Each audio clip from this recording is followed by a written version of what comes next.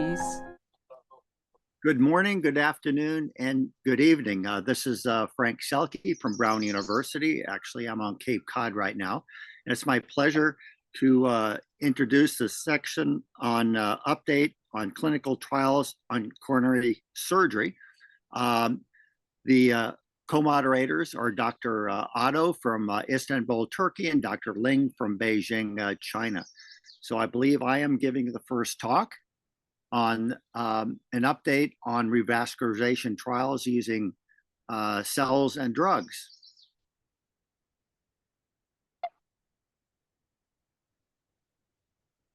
I need to share my slides.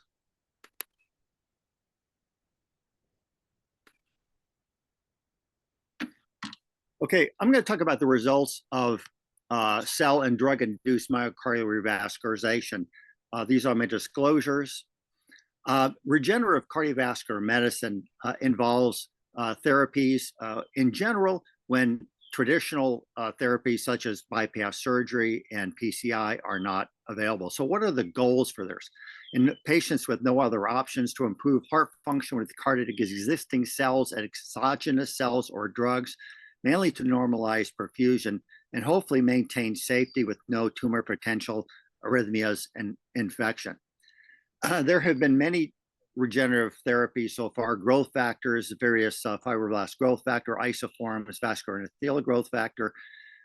These were largely negative. Then they went on to gene therapy, either naked DNA or viral vectors. And unfortunately, these were also negative. Stem cell trials, endothelial progenitor trials have also been clinically negative. There is some potential and some small benefit, but really not clinically relevant. Next are exosomes and extracellular vesicles, which I'm going to talk about a little bit later, and extracellular matrix, which we also are working on. And finally, drugs. Diabetic drugs, canagliprazine, sitagliptin, and semaglutide may offer a lot of potential. So I'm going to talk about some of these.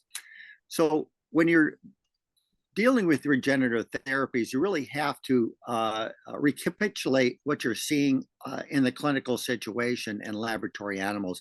And this can be with high-fat diet-induced metabolic syndrome and glucose intolerance. You can induce type 1 diabetes with aloxan. You can engineer cells and exosomes and look at the effects of drugs and regenerative therapies. And finally, translate experimental findings to the patient situation. Now, this is a study that was performed by Mark Arell and myself. Unfortunately, Mark couldn't make it, but he and I did this about 25 years ago.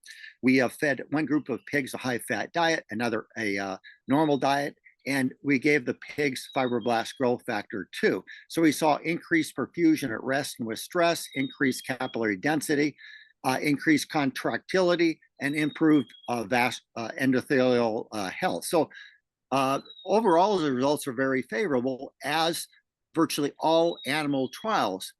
Yet clinical trials have all been negative. So why is this? Well, if you look at a meta-analysis of cellular therapy trials, each trial is not clinically significant positive. But if you do a meta-analysis, there is a hint that something's actually going on. So I think there is some future for these therapies. What are the limitations of animal studies? Well, animal studies involve healthy, relatively young animals in which regional cardiac ischemia is induced. Humans eligible for regenerative trials virtually all have altered cell signaling. They have diabetes, hypertension, hypercholesterolemia, advanced age. So these also have a detrimental effect on the benefits of these regenerative therapies. So it may be that these animals that we're examining do not reflect the clinical situation. Now, angiogenesis using growth factors or cells is really a balance between pro-angiogenic factors and inhibitory factors. And their influences such as oxidative stress, endothelial dysfunction, alter cell signaling, and drugs that can alter this balance. So this is probably one of the main reasons why the therapies in human trials have been negative, yet the trials in mice and pigs and otherwise normal laboratory animals have been robustly positive. So we used this amyloid constrictor model in which we induce chronic myocardial ischemia. Amyloid is a casein plastic. It's hydrophilic, means it absorbs water, and it swells over about 2 to 3 weeks to get chronic occlusion of the coronary artery. We use a pig model and place the amyloid constrictor on the circumflex artery. It's relatively small, but it usually induces chronic myocardial ischemia over about 2 to 3 weeks. It's not an infarct model. It rarely produces an infarct. This is a little movie showing the amyloid constrictor placed on the circumflex artery. So Mark and I designed this clinical trial in which, again, normal pigs were given either normal diet or hypercholesterolemic diet. The amyloid constrictor was placed. And then we performed coronary angiography, myocardial function studies, and myocardial perfusion studies using microspheres. In this particular case, we looked at the effects of FGF2. And then 4 weeks later, we repeat these functional and perfusional studies.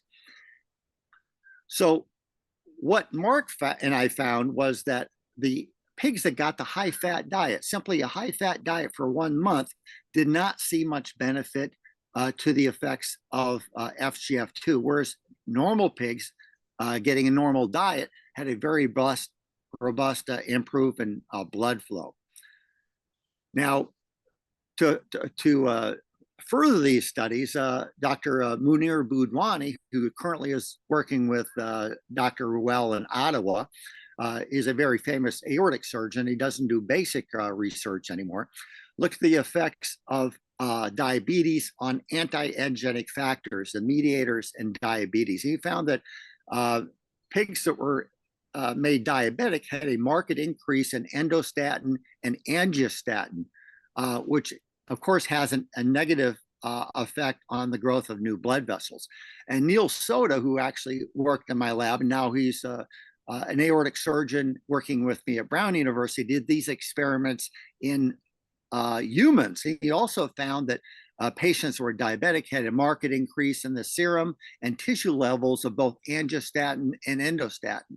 So not only are these findings true in laboratory animals or pigs, but we see the same things in patients. Again, Dr. Soto looked at the amount of collateral vessels present in diabetic patients versus non-diabetic patients. He saw a significant reduction in collateral growth in the diabetic patients. Well, like I mentioned, all cellular therapy trials, gene therapy trials, and growth factor trials have essentially been negative. So where do we go from now? Well, extracellular vesicles may offer some hope. These extracellular vesicles were discovered by Rothman, Schlinkman, and Zutdorf. They won the Nobel Prize in 2013 for this discovery. They were found on electron microscopy. A lot of people thought they were just artifacts. Well, these three investigators determined that they actually did have a major role in intracellular traffic and signaling, and that's why they got the Nobel Prize. Well, we decided to look at these and to see if we can induce a significant angiogenic response. Well, the advantage of these vesicles are they migrate theoretically to the site of injury. They secrete many paracrine factors. They limit inflammation. They may reprogram immune cells. They have a lot of beneficial effects that they release their cargo very early on. They don't get stuck in the capillaries like stem cells do. Like I said, they release their cargo very quickly, so they don't plug up the coronary circulation. So we decided to check this out in our pig model. So we used Yorkshire swine. We placed the amyloid constrictor, and then 3 weeks later injected the extracellular vesicles. And we treated one group with saline injection, another group intramyocardial injection, and a third group with intravenous injection, because again, theoretically, they should go to the site of injury. Well, 5 weeks later, we looked at what happened. Well, lo and behold, there was a significant increase in perfusion in the ischemic left ventricular territory in the circumflex artery. You didn't see any benefit in the normally perfused LAD territory. And if you look at the vascular density, these are in response to the intramyocardial injection. Again, the capillary density and the arterial density were markedly increased in the ischemic territory, but not the non-ischemic territory. So again, in these relatively normal animals, we're seeing this beneficial effect. Well, how about the intravenous injection? There was absolutely no benefit seen. So despite the fact that theoretically they should home to the site of injury, we did not see this. And this has been repeated several times. We do not see a benefit with the intravenous injection, only to the direct myocardial injection. Well, we also looked at myocardial function using our porcine model, using pressure volume loops. And lo and behold, the stroke volume, cardiac output, and stroke volume were increased in those animals that got the intramyocardial injection of the extracellular vesicles versus those that got the saline injection.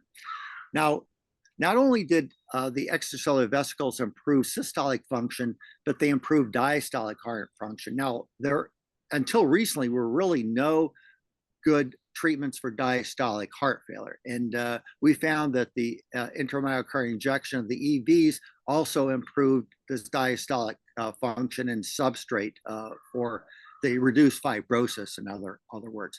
So will extracellular vesicles be better than protein growth factors, gene therapy, or cell therapy? Well, they are one of the trophic factors from stem cells leading to improved vascularity and function of myocardium. They tend to be more involved in the regeneration and signaling process in adult tissues versus stem cells. They can be engineered, and that's one of the areas we're working on now.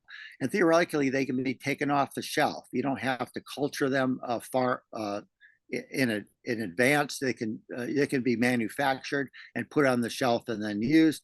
Theoretically, they can be used intravenously, but so far we have not found that to be the case.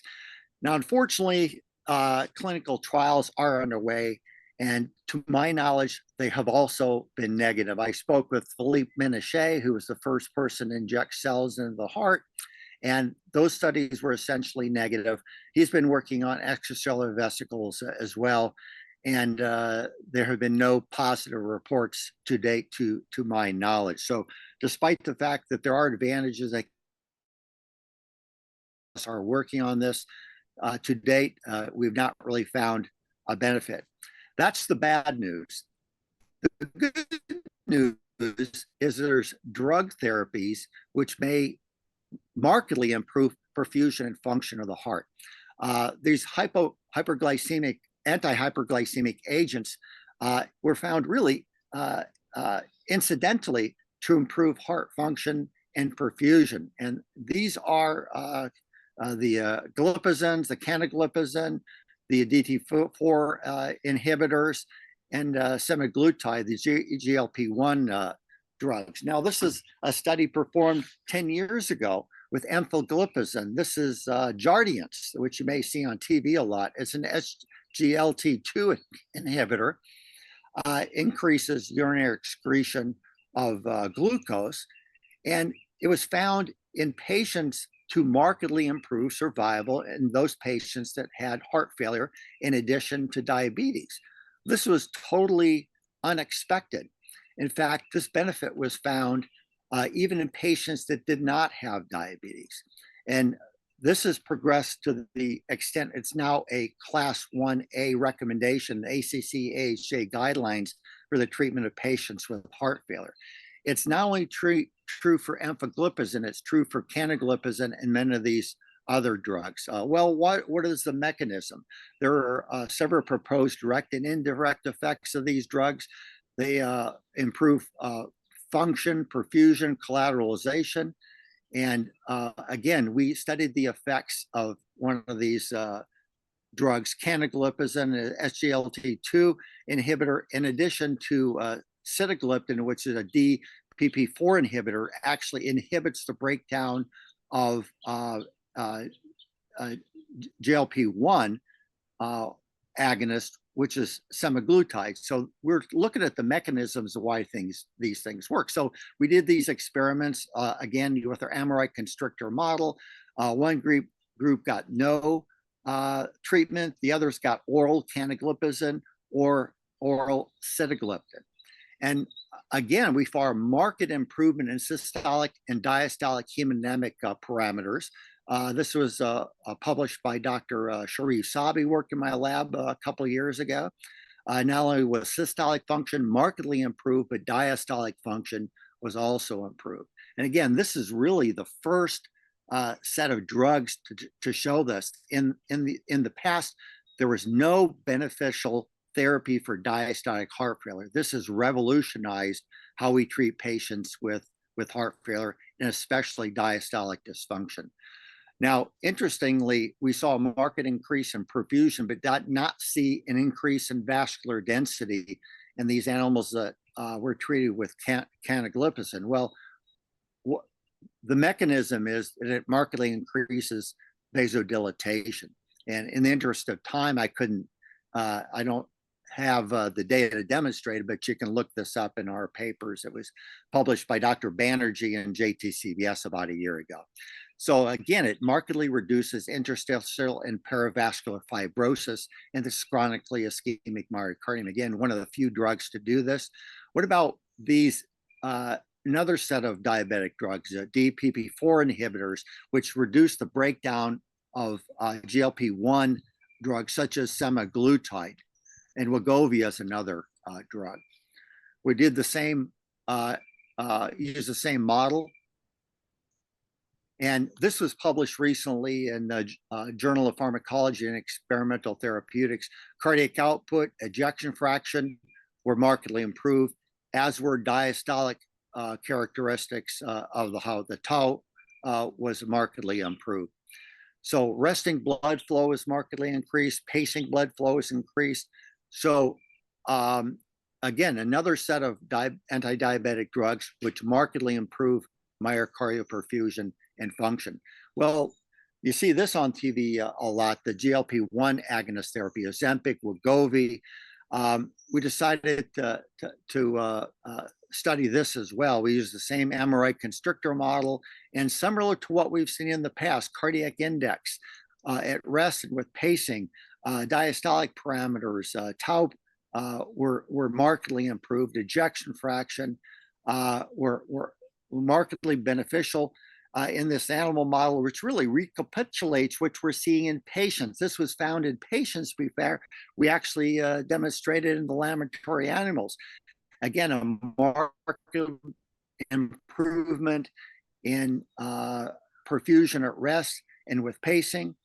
Some of these signaling parameters, AMP kinase, the phosphorylated or activated form, is markedly improved.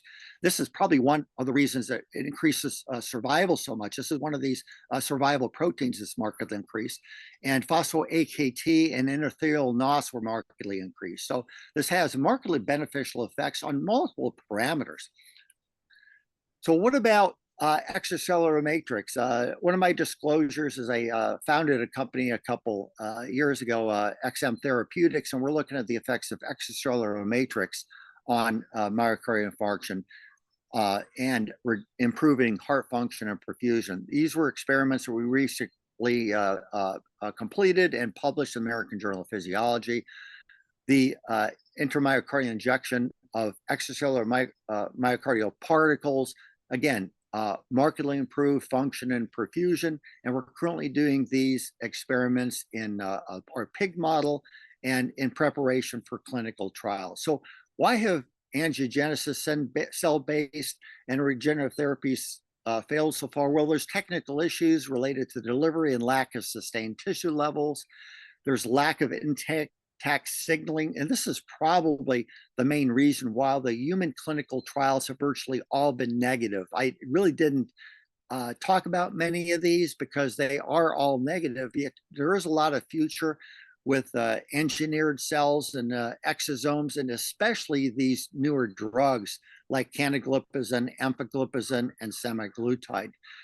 There are inhibitory factors such as endostatin and angiostatin, which are increased in response with diabetes, and also there's splice variants of vascular endothelial growth factor, which are actually negative angiogenic factors. They're splice variants present, like I said, diabetes and scleroderma. So you'll see a marked increase expression of these growth factors, but it's the wrong variant. They're actually anti-angiogenic. And those growth factors in cells simply do not make new vessels because they would like them to. They operate by cell signaling, not they don't have little brains knowing what they're supposed to do. So really need to better understand the science. So again, this is a brief introduction to why these therapies have failed, what the future holds, and some of the optimistic views that some of us have on the use of drugs in the treatment of myocardial ischemia and reduced heart function. Again, thank you. Thank you, Frank. It was really a wonderful overview. And I need to apologize you that I was a little bit late for the beginning. It is really a good gathering of Asian Cardiovascular Clinical Research Seminar. Both cardiologists and cardiac surgeons are here on the board. And regarding your excellent talk, I would like to emphasize and ask your opinion about that. Has this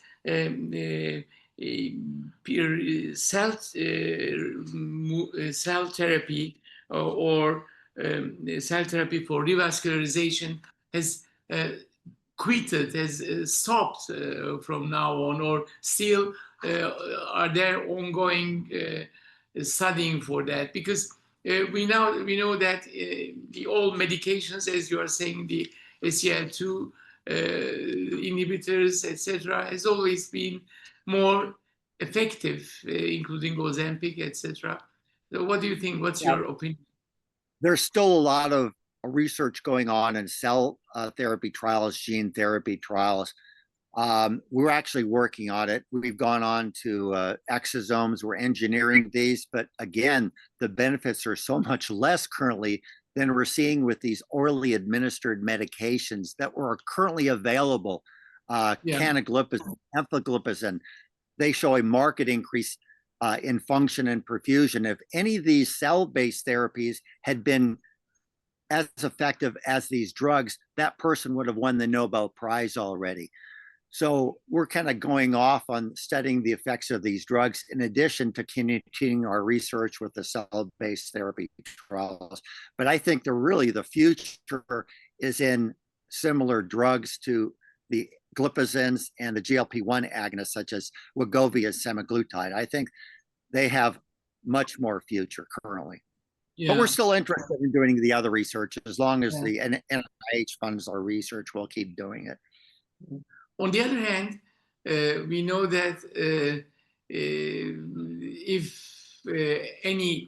there's any benefit of a cell therapy, cell-based therapy, it has to be given directly to myocardium. Intravenous routes or the other routes has not been found successful. So whenever it will be found, it will be too complicated to apply it. Yeah. As you mentioned, that is a major downside. If you have to give the cells intravenously or intraarterially, that's okay. But direct myocardial injection produces a lot of problems, especially if the therapies are not that effective. There have been many trials, like Philippe Menachet was the first to inject cells into the heart, and a lot of these patients had arrhythmias. In fact, when we're giving the pigs extracellular matrix particles, they also have arrhythmias. So there's a lot of downside to the cell therapy trials, and we're working on getting rid of these problems, but there are significant issues. But we're continuing to work in this area, and hopefully when we can engineer the cells or the extra vesicles, they'll provide some benefit. But again, we have these drugs that essentially do the same thing.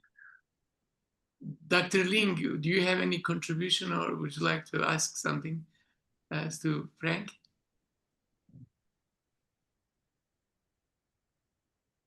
Dr. Link, you are muted. Okay. You are muted, Dr. Link. Do you have any question or any contribution? Okay. Oh, okay. Sorry, I have any question. No, I have no question. Thank you. Okay, thank you. Yeah. If not, then, if I may, I would like to invite Dr. Andrew Lemmy for giving his lecture. His title is Update on Research in Coronary Bypass Surgery. And we don't still have certain data, I think, definitive data on coronary bypass surgery. We'll see how it goes at the end of this title lecture. Dr. Lemmy, microphone is yours. Thank you. Good evening. Okay, let me share.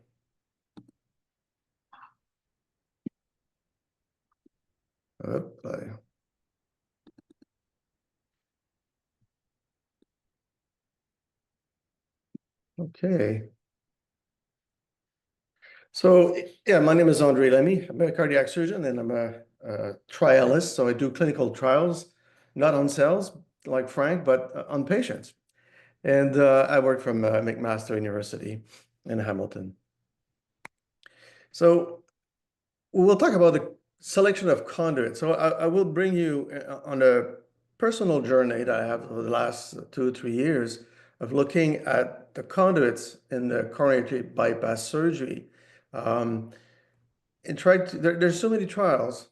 There's hundreds of trials. Most of them are small trials. There's a lot of different opinions, different results. And I've been involved into this to try to figure out exactly if we can synthesize the evidence for our patient, also for scientific integrity. So we'll talk about the debate of single versus multiple arterial grafting. We'll look at each conduit. These are the results from the literature, recent trials. We'll talk about also a dear topic of mine, which is the sclerotinization of the Rita or the Lita. And we'll talk about some ongoing trials. So again, hundreds of trials, small trials, what we call the MAG with multiple arterial grafts. So it's either, of course, the Lita, but either the Rita or a radial artery versus single arterial SAG, which is a Lima plus veins. One paper recently, the STS database, which is not a randomized trial, but the size of that database is overwhelming. And from 1,000 patients, they were able to match several dozens of patients. So it's not randomized, but it has a very high validity and generalizability. So it reflects the work of the American surgeons. So this is only American surgeons, but it reflects what they do every day. So they're not forced to go into a protocol or follow to do this and that. No, it reflects what they do every day. That's why it's such a high value. And there's a clear victory there for MAG versus SAG. So the hazard ratio is 0.86. That means there's a 14% improvement in terms of mortality with multiple arterial grafting. However, they do not provide any data specifically regarding either the radial artery or the Rita. So we have a know that MAG is better, but we don't know why, and we don't know if each vessel each conduit is doing the same performance. And it's hard to believe they didn't do that. So it's almost like a kid that did not finish his homework. It's very frustrating. You read the paper and we still have not learned much than that. There's a meta-analysis done by Dr. Gudino that's worth talking about, which but published 2 years ago. Basically, they took large trials with a long follow-up. So the ART trial, from Dr. Taggart, the coronary trial that I've done, the RAPCO that Dr. Godino did years ago, and the PREVENT-4 trial coming from Duke. And you can see there, out of 10,000 patients, so it's pretty large meta-analysis, you can see the hazard ratio is now 0.83, which is absolutely similar to what the database of the STS has demonstrated. So we have randomized trial on one side and a large post-social study, and they show basically the same results. So I think that that issue has been resolved now. But Dr. Godino went further than that and look at the results, again, for mortality according to each conduit. Well, in black there, you have the radial artery. That is a clear winner compared to veins and Rita. And actually, the Rita is doing a little bit worse than the veins in this analysis. But now it brings a question, well, is it the radial? Is the radial is that much better than the Rita or the veins? And if you look here, these are his results. The probability of survival, you see in the middle there, the LETA plus RA stands for radial artery. So the survival probability is better than the LETA with a vein or the LETA with a Rita. So this is for mortality, but also for MACE. So clearly the radial artery seems to do better in that meta-analysis than the Rita. And it brings forward a question, well, if the benefit is coming from the radial artery, is the benefit coming from the LETA? It seems now that we have difficulty to believe that the LETA is performing as well as the radial artery. And that's important because as a surgeon, you plan your operation before. I mean, you decide before the surgery if the patient will receive a radial artery or a Rita, the right internal thoracic artery, or veins. So you need to know that information. So Dr. Godino and Dr. Sander did another meta-analysis published last year in Circulation. And this time they look at trials that have done this, what we call a CT angiogram, which to look at the patency of these grafts. Because I gave you the clinical results. Now this is the patency, which graft stays open the longest. So we have, again, results from the PREVENT-4 cascade from Dr. Ruel, DACAB coming from China, excellent trial. We have active COMPASS trial that I did from Hamilton, and the PUP cabbage and the Target trial. So if we look at all these trials together in the meta-analysis, and we look the performance of each graft, so the LETA, the left internal thoracic artery, the LEMA, the graft failure rate is only 9.7%, which is a bit surprising. I would expect 5%, but we'll talk about it more. But so most of these grafts go to the LAD, and we can see the performance there, 9.4%. It's best. The radial artery overall is 13.8%, and it does extremely well for the circumflex, but not as much for the right coronary artery. So the radial artery seems to be the best conduit to the circumflex artery. The Rita doesn't do well at all. So the overall failure of the Rita is 23%. And it's the same if you put it to the circumflex artery or the right coronary artery. The Rita does not perform at all, does not perform well at all, especially compared to the veins. So the veins have, what, 20%, 19.7%. And the veins are different. They do well. Wherever you put them, they seem to do well to the circumflex and the RCA. So we have 3 different or 4 different conduits that perform differently, but also they perform differently according to the vessels that they are reperfusing. Now, as I mentioned before, the LETA at 9% failure rate is a little bit higher than I would expect. I would expect 5%. But through the COMPASS trial, we went we went into the database and figured out something about what we call the skeletonization. So most of the time, or frequently, the LITA is done as a pedicle.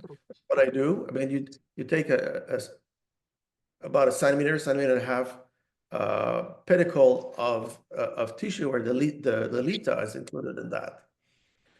It's been popularized to do what they call a skeletonization, where you basically dissect the LITA itself to the vessel, and you take only the vessel. You don't take a strip of tissue, you take only the vessel. Technically, it's probably more difficult because, as you know, the LITA is a fragile little thing. The benefit of skeletonization is to probably decrease the rate of sterile infection. But we look at the performance of these skeletonized on the left, you have a failure rate of 9.6%. As I mentioned, it's a bit too high to me, and compared to the pedicle at 3.9%. And the odds ratio is 2.4, and it's highly significant. And if you look at the bottom there, the arrow, the Lima to the LED, you see the same thing. If you have a 7.3 versus 3.4, and hazard ratio of 2.1. So clearly, the skeletonization of the Lima decreases patency. And these results are at 1 year. And and the reason for that is, I don't have that data here, but the reason for that is that, well, do I have? Sorry. No. So it's technical. So you can see that basically we ask the surgeon to tell us about the quality of the target of the LITA you have dissected.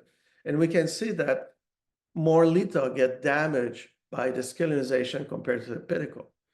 And it does make sense. It's technically more difficult to do. It's more precise, and you're more at risk of having a damage to that LITA. So it's simple. I would say simple mathematics, but more difficult it is, the worse of the results. And these results are important because we're talking about MACE, death-by stroke, and revascularization. So the MACE is statistically significant, and the rate of revascularization also is statistically significantly increased. So we published that in JAMA, and the editors of JAMA didn't really believe us into this. And Mario Godino was reviewing my paper, turned around and went into the ART trial. So Mario, as a good friend of David Taggart, was involved in that trial. So they took the database of the ART trial and did the same analysis and found the same results. So they have no patency, but they look at the clinical results for MACE and for repeat revascularization. And the skeletonization increased the MACE and the revascularization. That is statistically significant. So the other thing also that I found interesting, if you look at the failure rate of the veins, they seem to have improved quite a lot, actually. You know, if you look at the older trial before 2012, I mean, this is a date that we chose because there were a moment between around 2012, 2013, where there were few trials published, and we're able to create a dichotomy. But it also goes with the arrival of a very powerful statins or cholesterol medication. The atorvastatin, the rosuvastatin arrive around that period, and clearly they have an impact on the patency of the vein grafts, because we went for, in the older trials, a failure rate of 22%, and the newer trials, like Compass, like DACAB, we have a failure rate only of 8.6% at 1 year. It's quite significant improvement but when we look at these trials that are published. Recently, the no-touch harvesting technique, there was 2 trials presented, as one by Tillin from Scandinavia, that shows that the no-touch technique seems to have better patency, and the trial by Dr. Tian recently showed the same results. So these rates are higher than what I showed you a minute ago, is because the they are longer terms. They are at 3 and 3.5 years. So the veins, for like all of their conduits, as the time goes on, they tend to deteriorate, and the failure rate is a bit higher with time. But the no-touch technique, which is something that is, invasive for the patient, but seems to have better results. So there further study that need to be done regarding that no-touch technique, but it's quite interesting. So in conclusion for that journey, my journey through all these trials and hundreds of papers, so that the MAG is clearly superior to the SAG. So I think it's we have meta-analysis, we have a massive cohort study, and the results are clear. What seems to come out of this is the radial artery is the best. The veins, though surprisingly, seems to be the second choice, and as I mentioned there, the results are improving over time. And the sclerosation, the LITA and the RITA, is a really bad thing to do. And for those of you who want to, I just wrote an editorial in the Annals of Thoracic Surgery just last month, and when I talk about the downfall of the RITA, it basically explains what I've just told you, explain more in details and references and so on. There are a lot of trials, of course, going on, but one is very notable, is the Roma trial. So trial from Dr. Godino and Steve Reams, and a lot of people are involved in that trial. And I must mention the excellent recruitment from Chinese surgeons in the Roma trial. I think China actually has the highest amount of patients in the trial compared to any other country. So congratulations to the Chinese surgeons. So it's a large RCT, around 4,000 patients, and it's going to be it's a 10 years trial. So basically, the trial, what we do is all the patients receive a lima or LITA to the LAD. Then the patients are randomized to either receive an arterial graft, that could be a RITA or radial, or to receive a vein graft. And those are going to the circumflex system. And you, for the right coronary artery, you can basically put what you want. So what it will provide is, we believe it will be the definitive answer from the MAG versus SAG. So it will be it's the largest trial on that. And by the way, it's done by expert surgeons. So the surgeons that are in that trial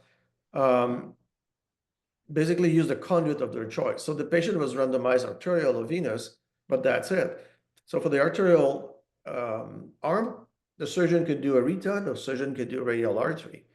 And we know that usually surgeons prefer one technique and they stick to it, but they are expert in that technique. And that's what we will have. We will have expert surgeons doing the technique of their choice that they do every day and bringing their expertise to the trial. Unfortunately, by the design of it, we do not randomize radial artery versus RITA. It will be a direct, we will know the results. We'll know the clinical results. There's no patency study, unfortunately, but we will know the clinical results of the radial artery versus the RITA. And hopefully the results will be clear. Either they'll be totally different or they'll be totally similar, and we'll have a final answer to the question I presented today. So this trial should come out, the first 5 years result should come out by the end of the year or probably next year. They're looking at a number of events. So when they reach the number of events that they want, then they will publish the results. And the trial will continue. The observation of the patient will continue for another 5 years. And the topic close to my heart, the off-pump surgery. So we are working on a meta-analysis, but a high-quality meta-analysis. So it's an individual patient data meta-analysis. So we are putting 3 trials together, the 3 largest trial, an off-pump surgery with coronary. My trial, and again, there was a superb recruitment from Chinese surgeons. The Ruby trial that was done in the United States, and the Go Cape trial that was done in Germany. So we're putting together right now all these 3 trials together, patient per patient, in a database, and we have about 10,000 patients, and I expect the results to come out also in 25 or maybe 2026. And this is my overview of what's going on in the coronary bypass surgery world. Thank you. Thank you very much, Dr. Lamy. It was really wonderful overview. At this point, perhaps I would like, it is really very confusing. We were always thinking about the full arterial grafting was the best choice and would solve all patency problems. But now I understand that it's not definitive and it's not certain. And we need, for instance, for tomorrow's case, what should I do? Should I prefer radial artery and Lima, but no Rita? Or what do you think? Or on the other, yeah. First, if you answer this, we can go on and ask another question to you.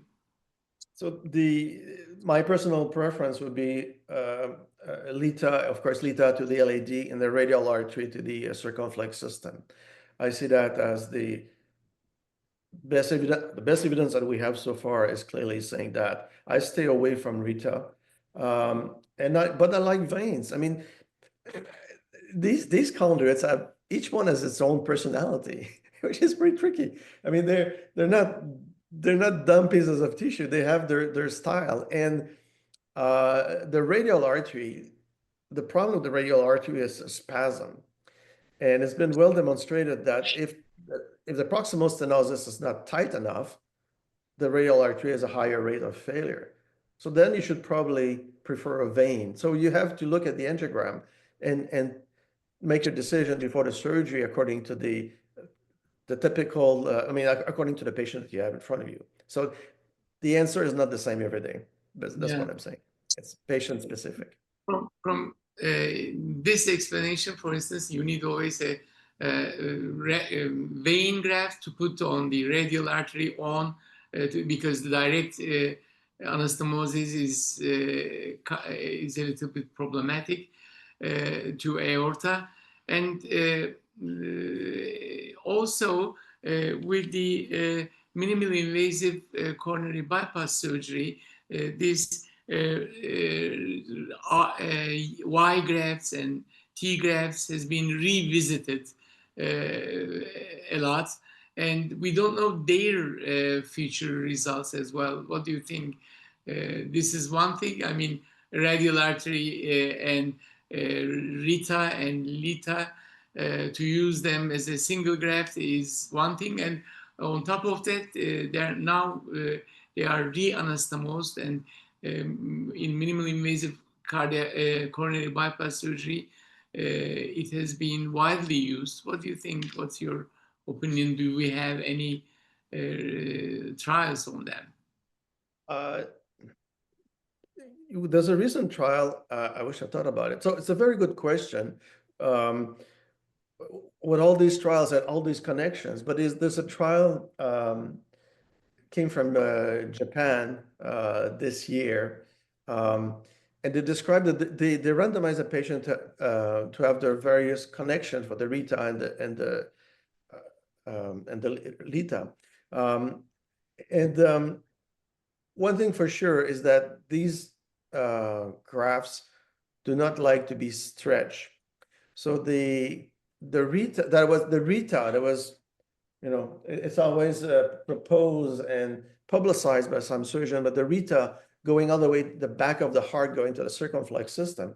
Well, the Japanese surgeon demonstrated that it has a 25% higher failure rate. And that comes back to the old paper of Dr. Tatoulis 20 years ago that demonstrated the same thing. So you have to treat them very carefully, avoid any tension.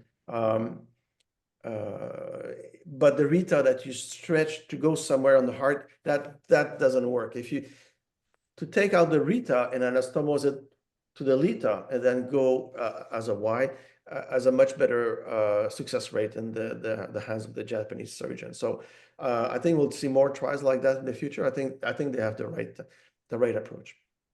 Yeah. Frank, Andre, that was a great summary. I was the other reviewer on your paper in JAMA Cardiology. And Bono called me up and said, what do you think about this? You know, I won't tell you what Mario's opinion was, but I said, hey, this is very surprising. And if it's true, it's a big deal. So he published it. In fact, he asked me to write an editorial, which I did. And we actually had a podcast on this.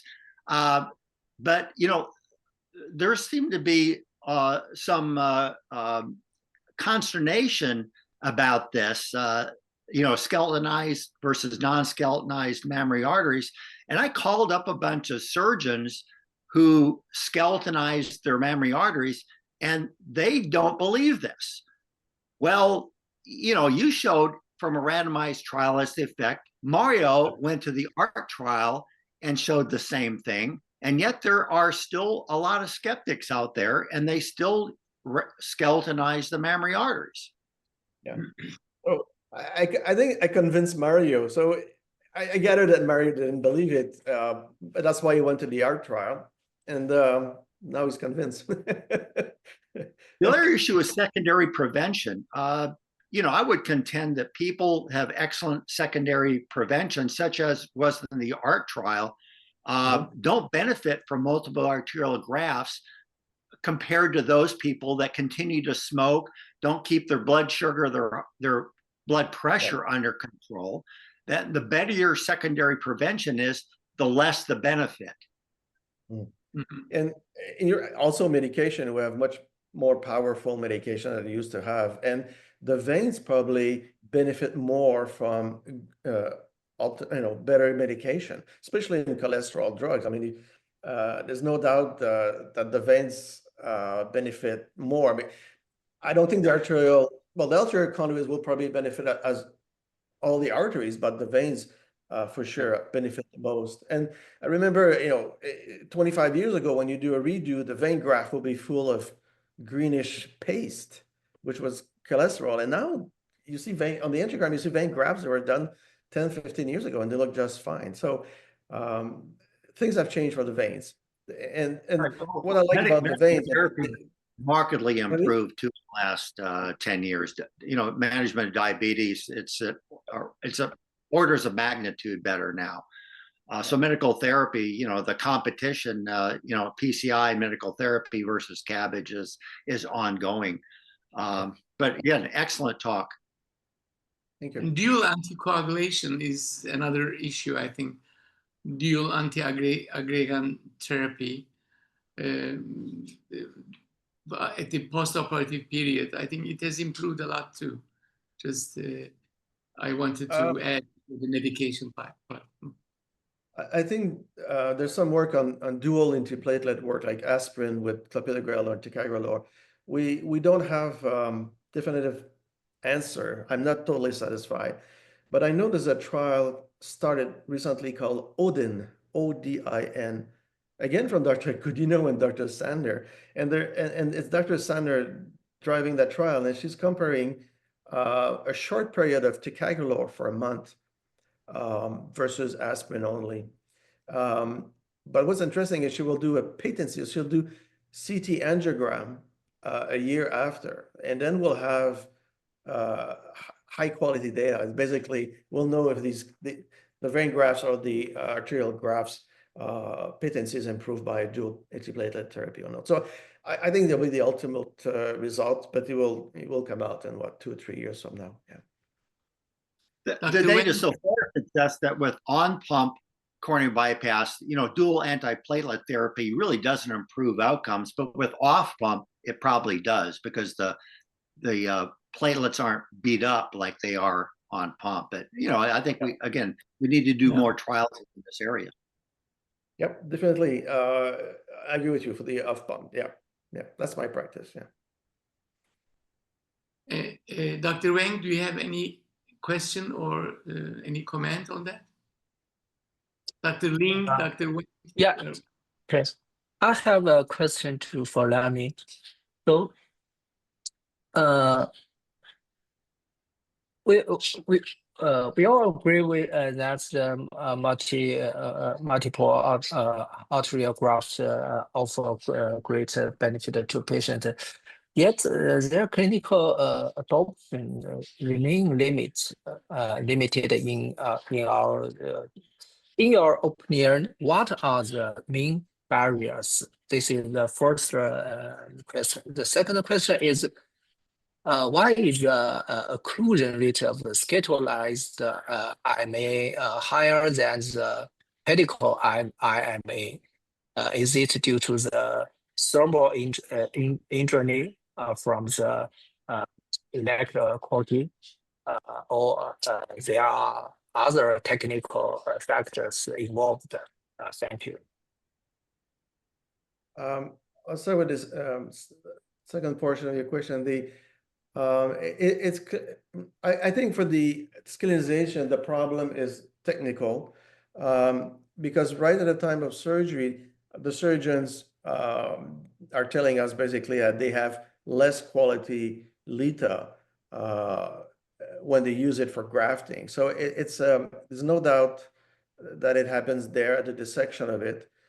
So there's direct trauma, but there's also possibly some trauma that's not seen initially, that will continue to impact the patency of the LITA or the RITA being dissected. Yeah. Is there any other Thank you. question? If not, I would like to introduce Dr. Wang to give his lecture on an update on clinical trials on PCI on multivessel disease. Dr. Wang, please. Okay, let me share my screen.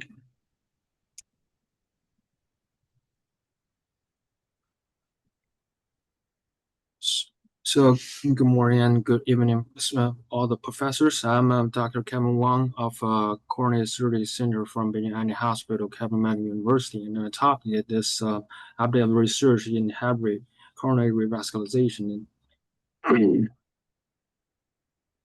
So this is a three-part of my context. The concept all the professors is very familiar with. It starts from the 1996, which means the makeup plus the PCI procedure. And the theory basis on the advantage of Lima to LED. The graft protects approximately half of the left ventricle myocardium, according to a majority of CABG survival benefit. And the graft is over 90% 10-year patency, represent the principal factors extending the CABG survival advantage. And the Lima can be harvested via minimally invasive techniques, as Larry talked about before. And the second is the limitation of the grade 7/8 vein, and the SVG is used in up to 80% of CABG procedures. And the failure rate exceeds 20% and 1 year post-operatively, and neural colleagues and rates are raising by 1 to 2%. And the advantage of the standard that is shows the less than 5% 1 year occlusion rate in non-LAD vessels and the superior patency rates. So classification is a simultaneous in the stage the HCR, which means the doctors to choose they can do the makeup and the PSI procedure in one time, or in makeup first or the PSI first. So this slide shows the advantage and disadvantage about the simultaneous in the stage, the HCR, and as we can see, each coin has two sides. And in our team, we always do the simultaneous HCR because we have a perfect hybrid OR and perfect heart team. And the reason I will show you afterwards. So the indication for HCR, the target patients is approximately IAD lesions more than 70% suitable for lima-LAD grafting, and at least one non-LA deletion is over 60% in the RCA or in the RCX suitable for PCI. And for those patients, LM patients is also shows good results, and those patients is capable for that strategy. And the benefits population, as you can see on the slide, the severe classified aorta or the reduced LVEF, the patients who cannot tolerate the medium sternotomy, and the lacking graft material or obesity or diabetes patients. So this is the trials compare about the HCR procedure in isolated LM disease. The syntax trials shows the CABG demonstrates a lower MACE rate compared to PCI, and in most CABG patients, repeat revascularization occurs in non-LA vessels, and the XL trials, the CABG demonstrated superior MACE outcomes compared to PCI, and all this data shows the HCR survey strategy is suitable for isolated LM patients.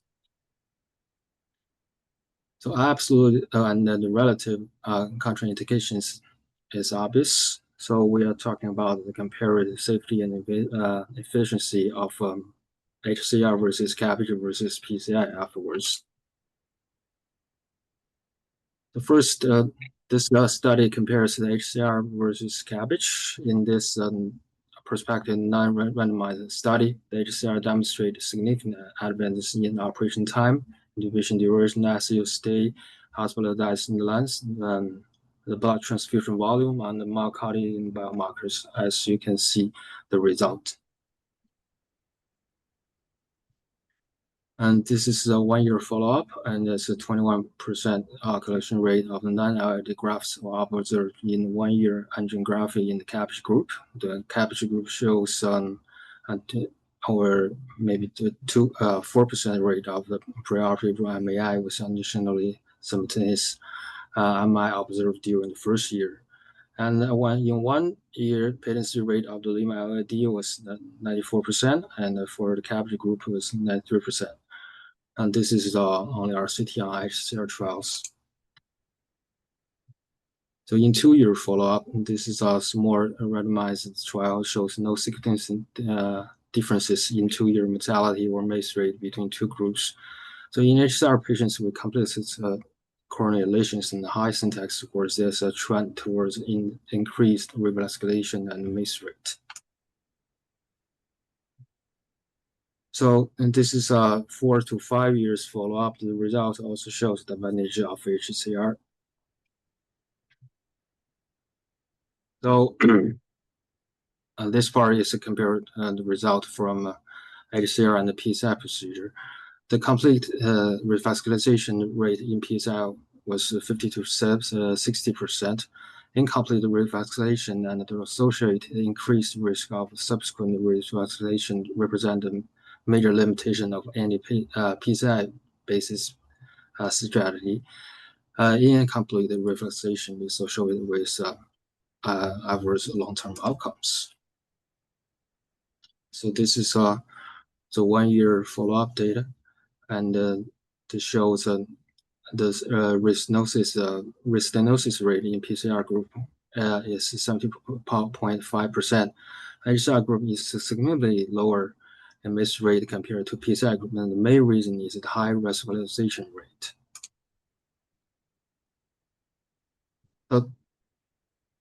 This is a result from 3-year follow-up. Compared to HCR repeat revascularizations in PCI group that target the LAD, the repeat revascularization rates from non-LAD patients treated with PCI was similar between the HCR and the PCI groups.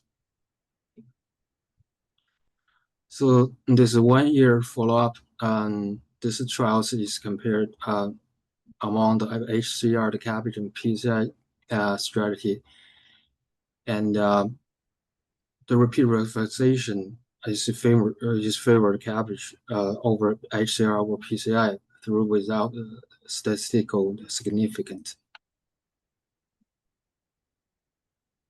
So this is 3-year to 10-year follow-up data, which shows the HCR's outcomes is similar with the CABG group, and is better than PCI group.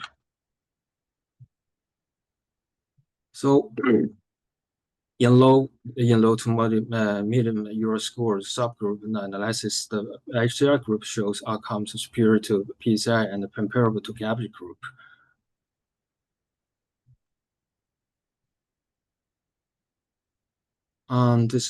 This follow-up data from a high syntax score to medium syntax score also shows the advantage of HCR compared to PCI group, which is a similar outcomes to the CABG group.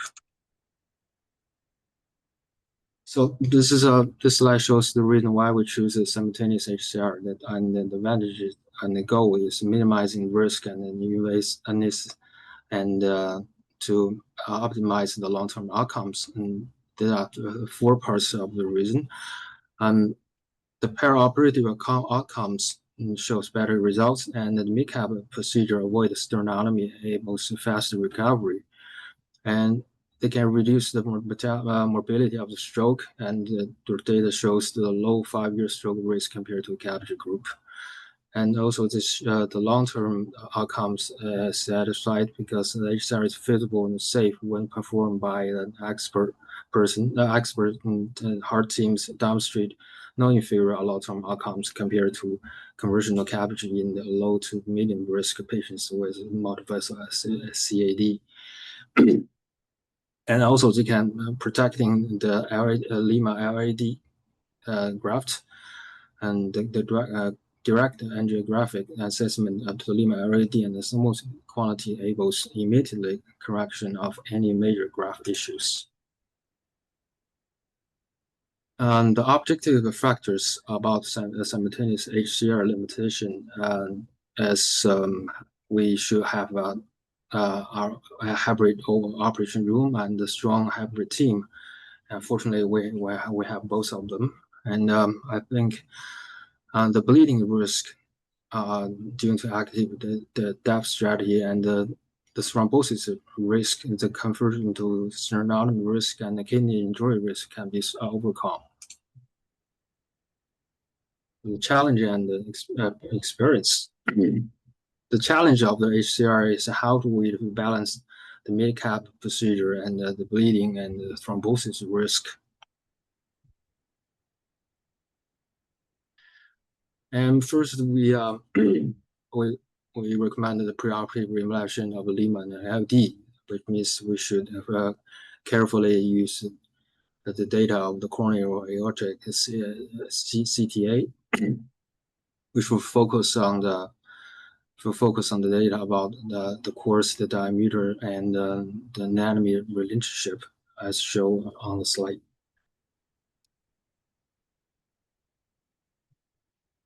And the DAB increased the preoperative bleeding risk indeed. So the DAB, most centers administer only aspirin before MICAP surgery, and after excluding bleeding and confirming anastomosis patency, and a second antiepileptic drug should be used. So when the PCI is performed first, the DAP is start before PCI, and it can continue during the MICAP procedure. So whether to use DAP during the preoperative period of the surgery depends on the heart team. So the bleeding risk performing the MICAP on DAP does increase the risk of bleeding complications, and the current evidence is insufficient to determine whether the strategy which is better. So for our experience, we should mention that the golden 1 hour concept, which is how do we balance the bleeding and the thrombosis risk. The 1 hour occurs between the Lima LAD procedure and PCI procedure, and after confirming the anastomosis patency, So we should maintain ACT between 150 to 200 seconds. And we should do strict hemostasis of the wound. And after confirming the absence of actinic bleeding, we should use the DAP strategy. The anticoagulation strategy compared with the major bleeding and ischemic events between different loading dose, there shows no difference.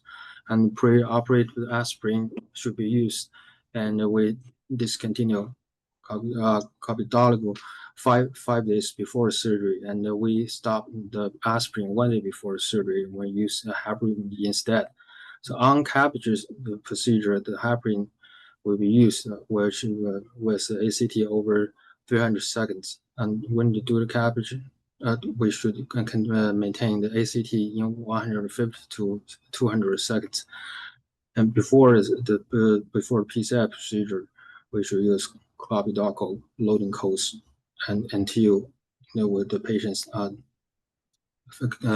finish the HCR procedure and goes to the ICU. And this is some case presentation. For this HCR patients, we always do the Lima LAD and procedure first, and then we do the LM to L6 stand procedure.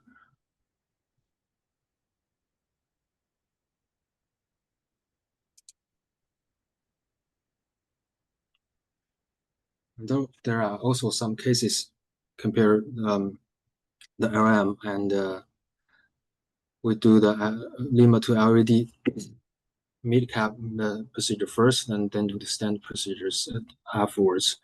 And for some patients with LAD lesion, severe stenosis of LAD and RCA PDA diffuse lesion, we do LAD in the mid-cap and RCA stand strategy and the PDA blown strategy.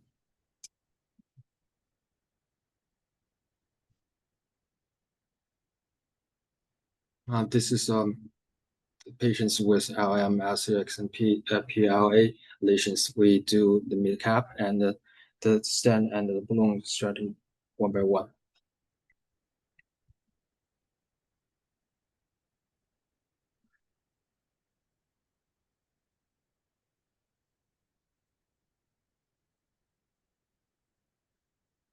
So this is a 1-year follow-up, shows the patency of the Lima LAD and FCX.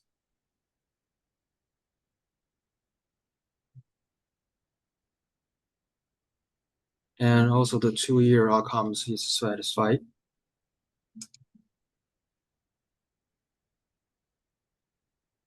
This is 3-year outcomes.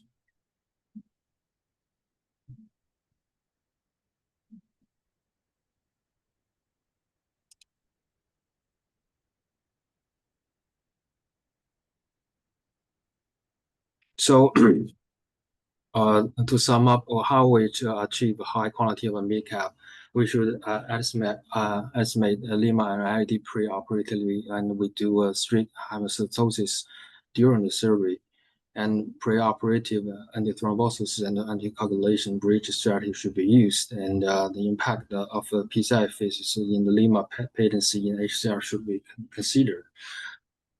So talking about the PCI treatment for non-LAD coronary lesions, the Lima LAD grafting simplifies the complex CAD and thus reducing the PCI risks, and the adaptive strategy should be used before PCI the procedure.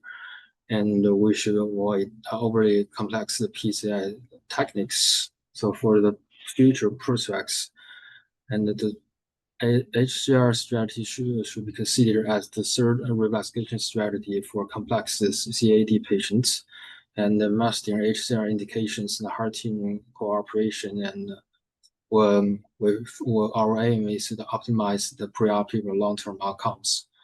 The HCR team evaluation refine revascularization strategy and the precision treatment will be better and better with progressive experience. The prospective large study group and RCT and should be talked about in the future about the advantage of ACR. That's my presentation. Thank you.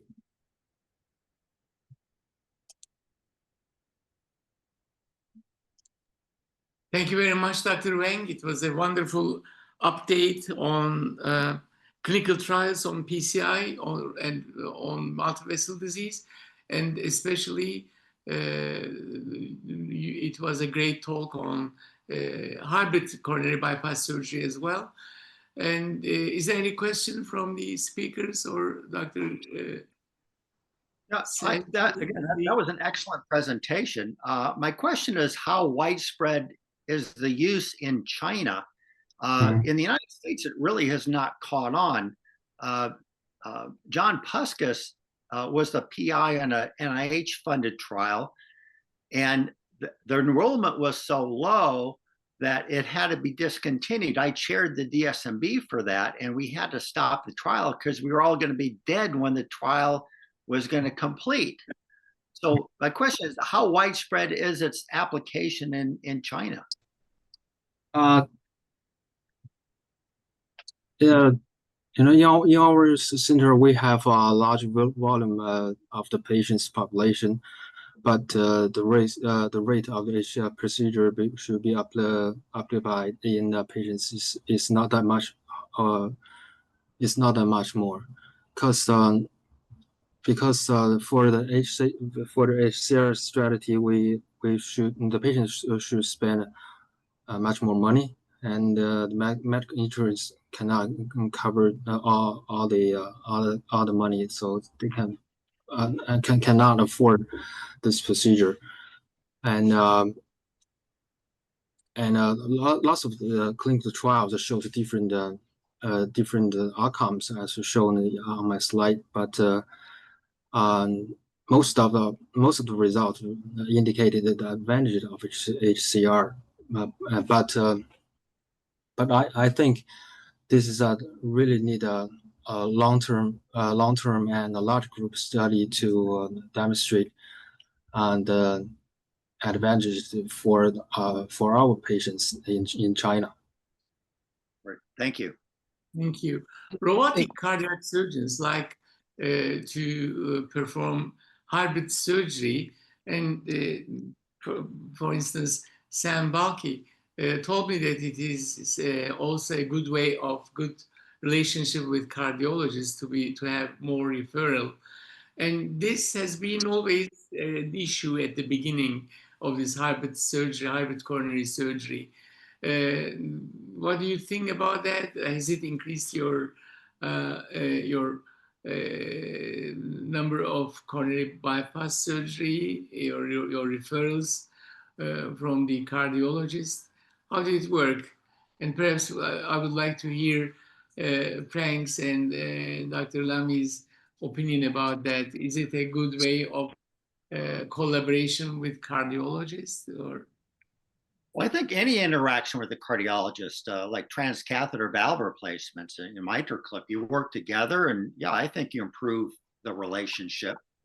You don't want to give up all your business in a collaboration, but I like working with a cardiologist. Okay, Dr. Wang, what do you think? Has it increased your number of referrals? Dr. Wang. In China, cardiac surgeons tend to recommend hybrid revascularization technique, but the interventional cardiologists are less enthusiastic. The main reason is that many interventional PCI patients still focus on opening all CTO vessels. So they have little attention to pay to the long-term benefit of the Lima LVT graft. So may I ask, is this situation similar in the United States or European? Thank you.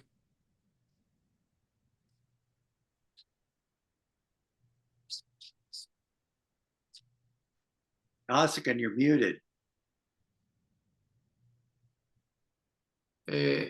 Frank or Dr. Lemmy, would you like to answer? Because he wanted to know what the status is in the United States. The status of hybrid revascularization? Yeah. It's not very prevalent. I mean, it's done in certain centers. But again, as I mentioned before, it's not really caught on that much. And, you know, I used to get referred, hybrid revascularization, and I was always reluctant to kind of do a half operation. But most places, it's really not caught on that much, despite its potential benefits. Andre, what's it like in Canada? It's the same thing. I mean, also in our very socialized system, you double the cost, right? So it's not very popular with the hospital administrators.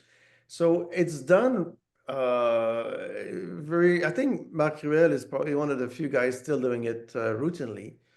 But it's not, otherwise it's not very popular in Canada. No. I have a question. The dissection of the lita, is it done skeletonized or is it pedicle? Yes, skeletonized. Yeah. Skeletonized. Okay. Yeah, mostly in our center. Also, you mentioned that preoperatively, the CT is important to check the position of lima. So, is there some situations that you decide preoperatively not to dissect the lima because of the connection to bone, chest bone? Yeah. We usually don't take any CT scan, and we always go with whenever we decide to take down the lita, we take it down. What do you think? Before the procedure, we use the CTA scan to estimate maybe the length or the diameter of the lima and the LD, and to make sure that and that's the most point is suitable for the patients. Yeah. Okay.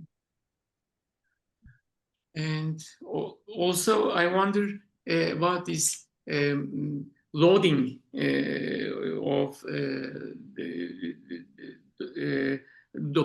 clopidogrel, loading dose of clopidogrel.